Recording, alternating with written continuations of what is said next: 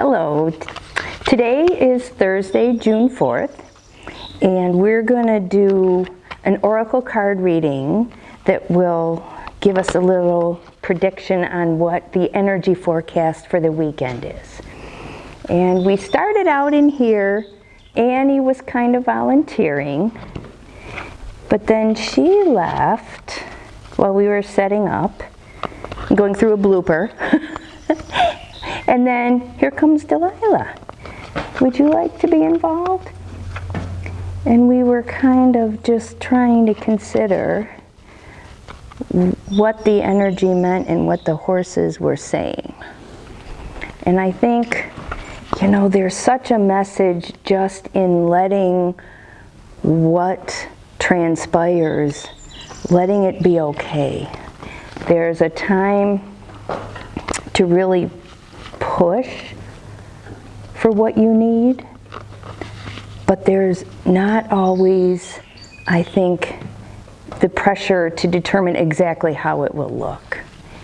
And there's a whole lot of upheaval right now, and I think being able to really sink into what gives us peace and what helps us feel grounded and whole. And then we will know what inspired action is right for us. And sometimes you really want to have a friend right by your side because you're not comfortable with the spotlight all by yourself. And other times, just being supported by the herd or the collective, I think can really help give us enough support to feel that we can carry on with what we're crusading for. So I'm going to draw 3 cards. The first one is going to be a read of our situation now. The second one will be what could we release or what could we pick up, what could be a part of the future that we want to create. And then the third card will be what is possible when we employ the wisdom from the second card. Right, Delilah? It's very hot today. She's very thirsty. All right. So the first card that we have is grounding. Refresh and reset. And boy, this has really been a big one for me lately. I think just in general for all of us that tend to be somewhat empathic and sensitive, to really remember that we owe it to ourselves to ground.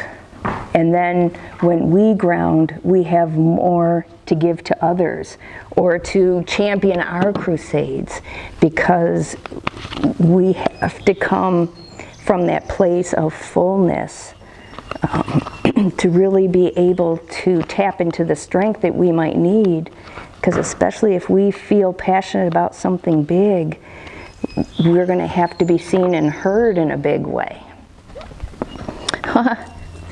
The second card is flow. Yeah. So I think some of that flow has become such a buzzword for me lately, because that's really all that we want to, well, not all, but that's such a big part of what we want to allow the horses to step into, is their natural rhythm, their flow. And so if we add our own flow to a grounded space, then we're really going to be able, I might be jumping the guard here, I'll wait to see what the third card says, but we're really going to be able to add more of that beauty to live more into our convictions. So let's see what the third card officially is. Commitment. The horses are snorting too. Step out of indecision. And I think that, you know, our commitment is something that we can't deny or we can't pretend isn't there. Even if it goes against the grain, even if sometimes we find ourselves in that outlying position, because it's our truth coming out.